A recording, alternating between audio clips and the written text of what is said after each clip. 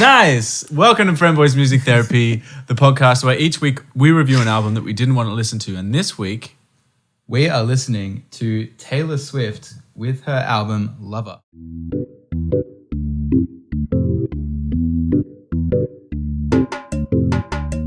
Hello, this is Friendboys Music Therapy. Take a seat and we'll be with you shortly. So the first thing I wanted to play you guys is from a track called The Man. Mm-hmm. Now, I want to play you two parts of this song because there's an interesting thing and then it's just I wanted to play you the chorus. The first part is the intro to the song, and I don't know whether you, the listener, will know of Christine and the Queens, but I'm a big fan of Christine and the Queens. Same. I think she's super cool. Yeah. And it's one of the reasons that I really like this song on the record, The Man, because it's really got a Christine and the Queens vibe. Mm-hmm. And it sounds like this. I would be complex. I would be cool. It does. Yeah. They'd say I played the field before I found someone to commit to. And that would be okay for me to do. So good. Every conquest I had made would make me more of a boss to you. Yeah. Super. And like, that's not a criticism at all. I think that's awesome. Yeah. The next part is going on from that section to the chorus of the song. It's I woke up singing this more than once this week. There you go. So here we go. The Man. I'd be a fearless leader. I'd be an alpha type. When everyone believes ya. What's that like? I'm so sick of running as fast as I can. Wondering if I'd get there quicker if I was a man. And I'm so sick of them coming at me again. Cause if I was a man, then I'd be the man. I'd be the man. Yeah. I'm into it. And also, like, not only is it a great song, it's got a killer message as well. Yeah. The lyrics are tight. Like, she nailed it. Absolutely. And that was like, I think one of the first couple of songs on the record. Number 4, something like that. Yeah, it's early on. Yeah. So that's cool. And that was produced with Joel Little, who he's a New Zealand producer, and his breakthrough was with Lorde. Of course, one of Taylor's best friends. Yeah, exactly. So they've done a fantastic job on that. The next thing I wanted to play was the first... Sorry, I was looking at your notes. I was cheating. Yeah. It's the first song on the record. It's called I Forgot That You Existed. And, oh man, I'm in love with the production on this song. It's so good. Boppy. But there's nothing in it. Yeah, true. There's so much space, but it grooves so... here we go.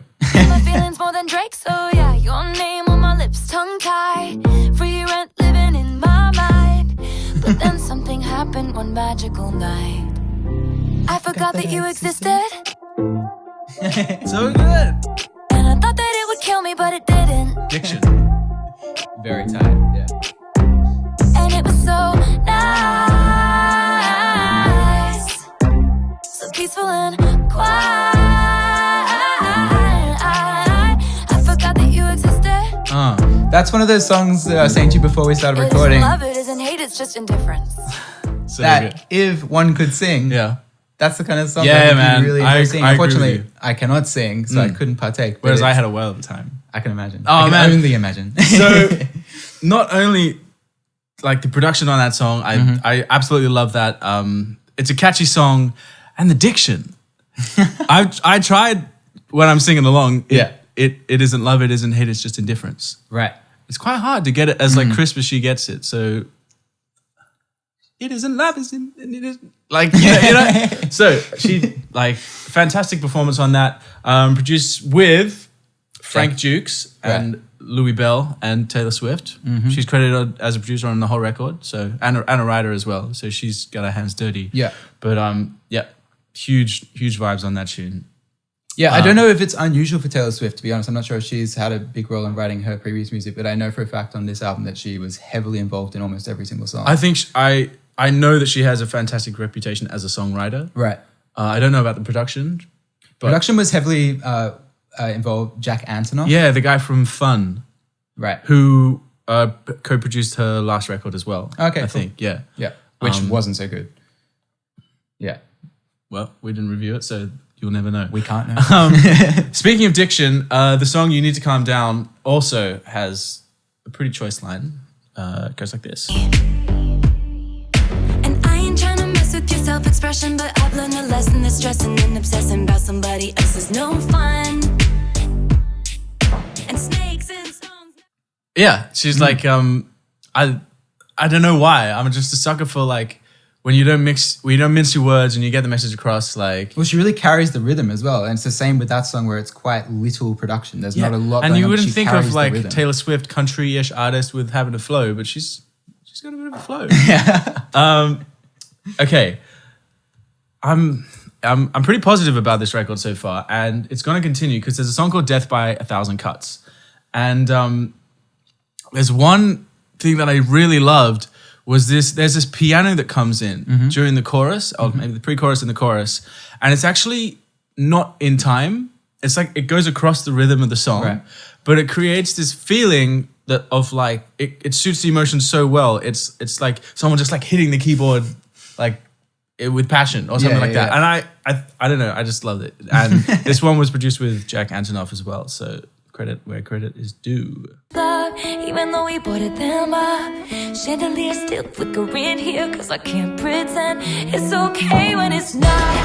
No, it's not. It's death by a thousand cuts. Trying to find a part of me that you didn't touch. It's cool, man. I really like it. But it wasn't enough. It wasn't enough. No. Yeah. It's funny you interpret it that way because I heard that bit and sort of imagined it really being like quite like angelic with like these like little things just like Oh, really? yeah, like a xylophone in the air. Either way, I feel like it really suits the song and the mood. Yeah. Like, Yeah. I love little things like that. There's quite a few of those things as well, like the saxophone Yeah. on False Gods. Yeah. False God. Yeah. There's a trumpet solo in one of these songs I was going to Yeah. play, but it got a little bit too long. Yeah. Like, Production's super interesting on this album, I think. the production is good on this album, Yeah. man. And the vocal production, they play with like in the song I Forgot That You Existed. There's no like reverb or anything on the voice. It's really like Right. present right up in your Yeah. face. And then for a song like Lover, which is the title track of the record, yeah. really big, spacious, like And the Archer, yeah, exactly, yeah. completely different. So the video just cut out, unfortunately, so we're just coming back to it. We were talking about the Archer, Yeah. which is this big synthy 80s sort of Huge, like, sound. yeah. With that film with Ryan Gosling. It's that song. The Drive. Drive. Yeah. But that song, it's got this cool like building up synth sound, like getting there, and then just stops. There's Yeah. no like big finish. I know, but I kind of actually enjoyed that because you would expect from a Taylor Swift record that it would build up to this Yeah. big crescendo, but actually it just sort of like peters out, and I kind of like that as a choice. Just frustrating. It's different. You can't do different that. people, You can't do different that. opinions. The next song was Soon You'll Get Better. And this was one of the songs that was more like a traditional country track. Just Yeah. her and the guitar. And it's a song about someone dying. I think it's her mum having cancer. Something like that. Yeah. And I think it's a really nice song. And the vocal delivery in this particular section, which is the bridge towards the end of the song, is just like really tastefully done. And I just thought it deserved to be highlighted. This won't go back to normal if it ever was. It's been years of hoping, and I keep saying it because I have to. Ooh, you get better. Ooh, soon you'll get better. Ooh, you'll get better soon. Yeah. Like, It's beautiful. it's beautiful. And it plays into what we were talking about the dynamic in terms of like the emotional range and the use of different like types of recording on the record. So that's pretty much it. However, one last tiny little thing from the song Cruel Summer. Does this sound like this is a Miley Cyrus? Like, it sounds like Miley Cyrus. You'll know what it is. All I want to say is I love this song. Yeah, but I didn't think it was an amazing song. But this sounds... The chorus is It so literally, sick. it literally sounds like Miley Cyrus.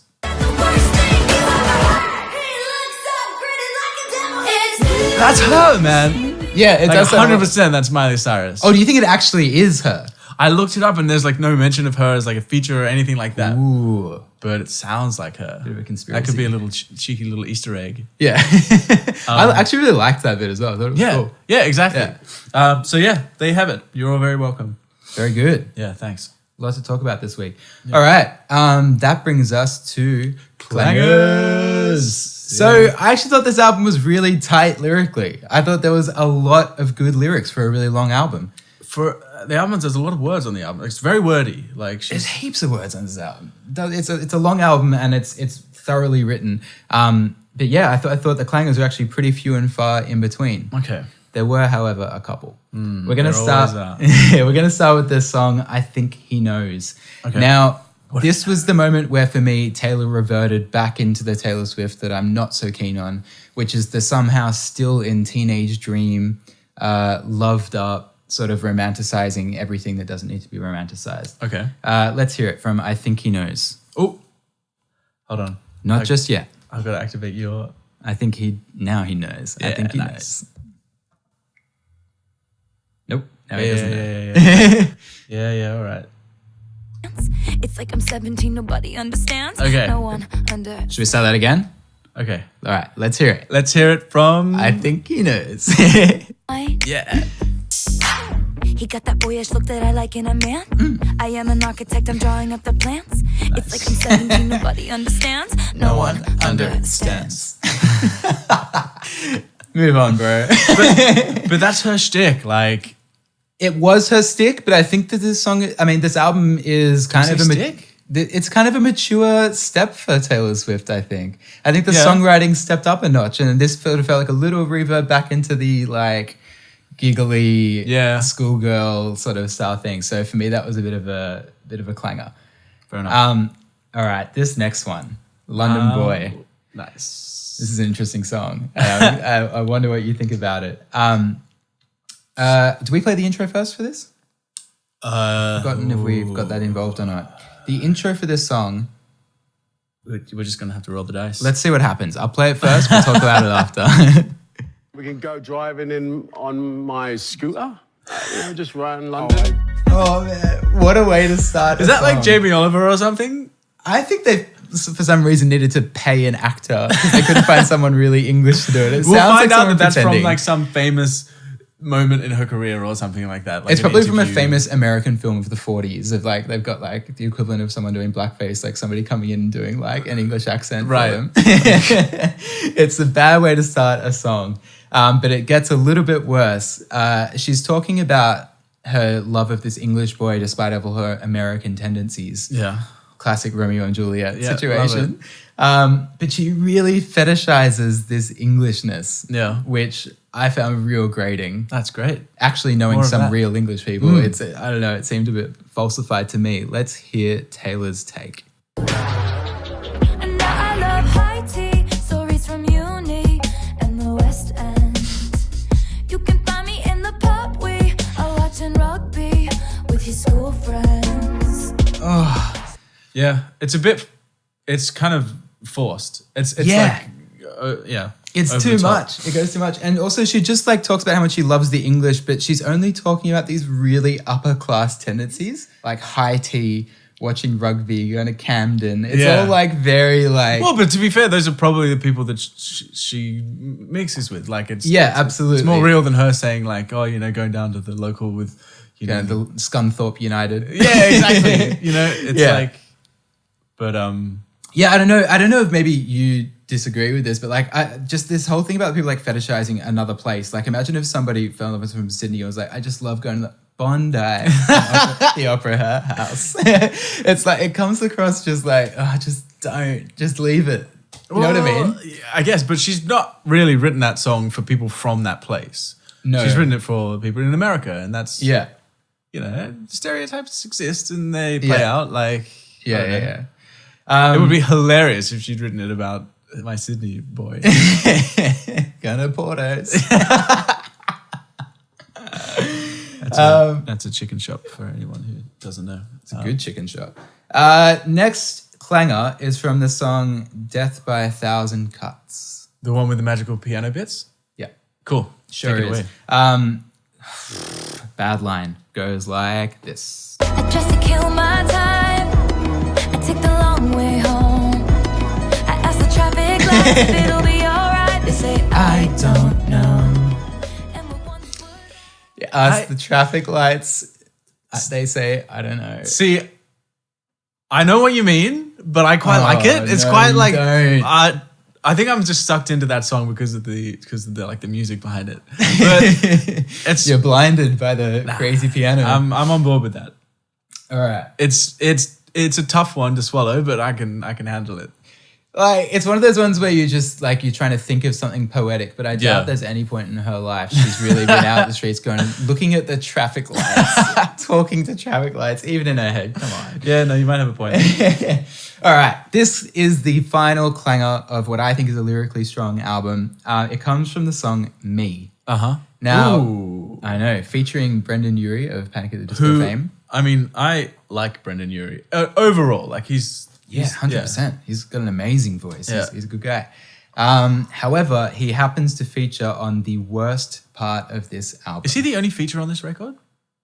That's a good question. think so. From memory, And like, yeah. if so, Other than he's, Miley Cyrus. Yeah. Yeah. He's done pretty well to get the one feature slot on the Taylor That's Swift true. album. Yeah. Considering like he's The only other name that you see when you go through the album. Yeah. Yeah. And Anyway, it's not like he's so- like, Kendrick or something. Yeah. or, like yeah. Yeah. Or Chance Anyway. the Rapper. Yeah. This is, I present to you the worst part of the entire album. Oh yeah.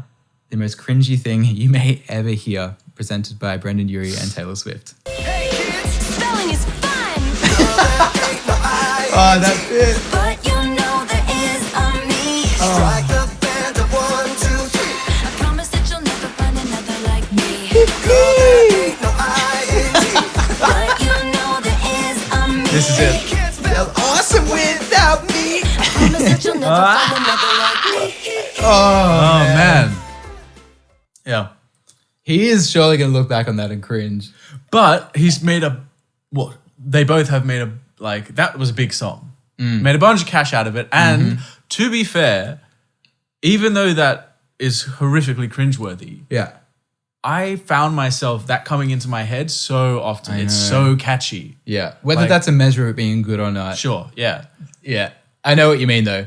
But isn't that just kind of like it sounds like a nursery rhyme or something? And it's a song for children. Yeah. But like, Exactly. they nailed it. Like, oh my God. Can't spell awesome without me. Yeah. I mean, I never thought about that before. So, Oh, really? learning. I was going to get that like tattooed on me. And then they came along and took it. That's it. I think this album is really strong lyrically, as I've said. I don't think there's too many clangers on here. I'm really, really impressed with her lyricism for the very large part of this album. Yeah, I agree. There are some parts where she tries to maybe cram too many words into a line and things like that. But that's a stylistic thing, I think, to like emphasize the fact that you should be listening to the lyrics. That is the singular flaw, fitting too many words into a sentence of my favorite song that we'll talk about in a little bit. It's a Right. singular flaw, and I noticed it as well. Nice job on noticing that. Yeah, thank you so much. All right, that's it for clangers. Sick. I'm just going to play a little bit Ooh. from the song. What's it called again? Get it together, man. Get it together. I keep forgetting the name of this song. It's ridiculous. Cool summer. No, it is from the more famous song, You Need to Calm Down. Ah, right. Now, this song is very political in It is. nature. The video clip makes it explicitly so, talking about supporting a marriage equality bill Nice. in America. As well as the film clip, it features a lot of gay icons, particularly, the guys from Queer Eye, some people from RuPaul's Drag Race, including RuPaul himself, as well as showing some people with homophobic signs protesting, basically. So it's basically yeah. the song is saying to these people, It makes no bones down. about the fact that it's about Absolutely that, not. I'm just going to play the first lines, though, because the first few lines, Taylor begins the song by introducing us to her own experience, talking about the hate that she receives. All right. Sorry, I had another camera fuck up. Nice. So this is the start of the song. Let's hear it. You are somebody that I don't know, but you're taking shots at me like it's Patron, and I'm just like, damn. It's 7 a.m. So if you know the context of this song, what she's trying to do, which is make a gay rights anthem, It's a confusing way to start a song. That's harsh, but because sure, yeah. she is herself not gay, and she's introduced the song by talking about people taking shots at her. Yes. Let's hear what the song sounds like a little bit down the line, the end of the second verse. You just need to take several seats and then try to restore the peace and control your urges to scream about all the people you hate. 'Cause shade never made anybody less gay, so Yeah. Now, as I mentioned before, we had a big discussion about this, and I think it's a complicated issue. Nonetheless, it's great that Taylor has decided to vocally put forward a gay rights song and to try and publicize that political movement. I do, though, think it's a little bit problematic of her to insert her own issues of hate, which no doubt that she has received, and also she addresses really well in the song The Man in regards to the feminist perspective. But I do take a little bit of an exception to her getting involved in the gay rights movement while in the same song introducing her own facing of hatred, which is not anything to do with gay rights. I think that by her it's sort of almost like co-adopting or putting herself into the song where it didn't need to be.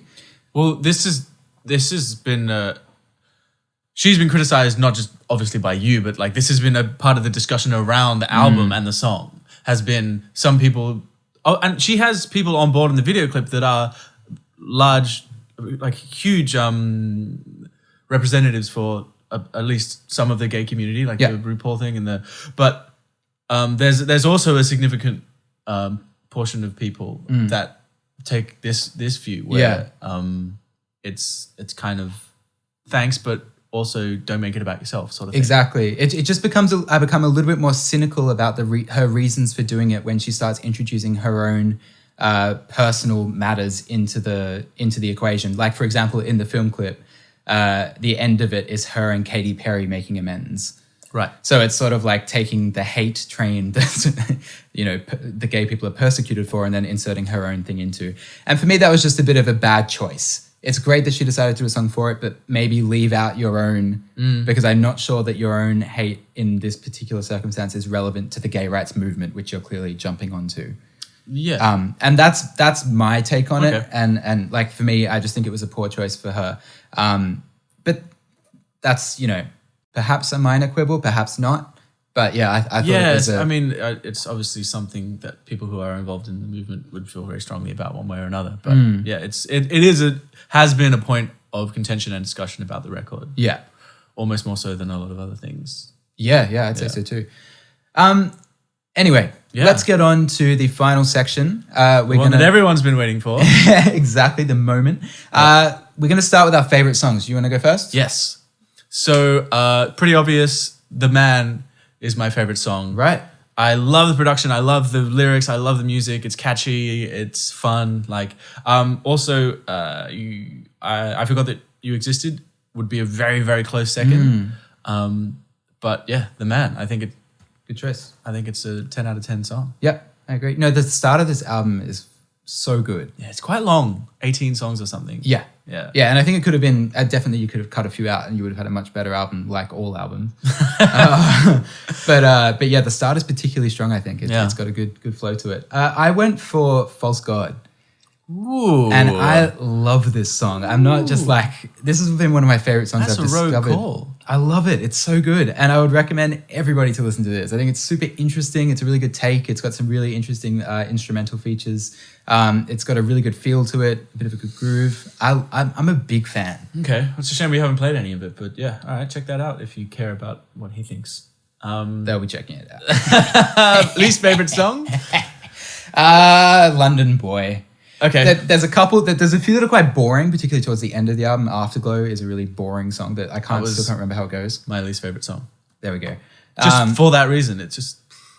You like, I have no idea how it goes still. Yeah. I've listened to it 10 times. I have no idea how it goes. But yeah, London Boy was particularly grating for me just because, as I explained in the clangers section, I found the English fetishism a little bit too on the nose. Sure. But yeah, that's it for me. Fair enough. Yeah. Yeah, and on that, just like... There were a couple of songs. We go back to this over and over again. Yeah. 18 songs on a record. It's too many songs. Mm-hmm. And as you say, cut four of those songs out. This is a really tight record. 100% agree. you know, it's just I don't know whether it's a money thing or whatever that makes, but yeah. But maybe we should rate the record. I dare you. I'm gonna give this record an 8 out of 11. Wow. It's a good record. It's good, like for what it is. For she's like unashamedly super pop, like talks about things that are like make people happy, and It's an optimistic record. it's a very It's nice optimistic to listen to, record. yeah. And there's really good production. There's really good songwriting. Yeah. like a little bit too long. Some of the songs are a bit of a swing and a miss, and Fair enough. 8 out. It's good. It's one of the best records I've heard in a long time. I'm gonna also give it an 8. Get out of my shoes, man. I'm gonna give it an 8 out of 11, and that's because I feel like I've been quite negative for the last few albums, and I had higher expectations for those than this one, and this one so far exceeded my expectations. It's super interesting. It's got like lots going on, lots of different types of songs. She's a really loud personal presence on the album. Like you really get a feel for her. Yeah, that's a really good point. Like she really comes through in this, and I think like you've sort of mentioned in your section that the production allows her to do that. And it sounds like her. You feel like you're having a really personal connection with somebody, which is weird for such a mainstream record. Good point. Yeah. God damn it, I hate when we agree though. It's weird, isn't it? Yeah. Yeah. And also I'm shocked that I'm giving a Taylor Swift album an 8. I never thought I'd see the day, but this album's good. Wow. It's got some boring songs, exactly like I agree with you. You could have cut off 3 songs, it would have been even better. But yeah, it's good. It's a good album. Hell yeah. Go That's and it. listen to it and Actually enjoy your life. I can't believe I'm saying it. Actually listen to it. It's got some good songs. Yeah, nice. And I don't think that the singles are the best. I think there's plenty on there that can keep you interested. Let's leave it there before the camera cuts off again. Oh, there's one other thing I wanted to talk about. Yes, quickly. So, get to it. Even though this is like, I guess the episode that we're sort of relaunching with in a way. Oh, true. Yeah, we have put a few episodes up on YouTube just to sort of like test out the video format and things like that. And on the Tori Kelly video, we have had some amazing comments from people who are obviously fans of hers. Don't even worry about the video. Go to the comments. Yeah. But there's one comment in particular from Angela Buchanan. Thank you, Angela. We'll probably put it up on the video so that you good can call. see. But she's basically making fun of us for. She's ripped us to shreds. She says, "No wonder you only have 6 subscribers," which is an amazing call. And also, we have 7. We have 7 now, so jokes on her. And not that I'm petty, but I can go there. I had a look at her channel, and that's Come on, man. 6 more than she has. So, yeah, We your infinitely- move, Angela. But welcome back as well. Come on, boy. Yeah, We'd love glad- to have you back. Yeah.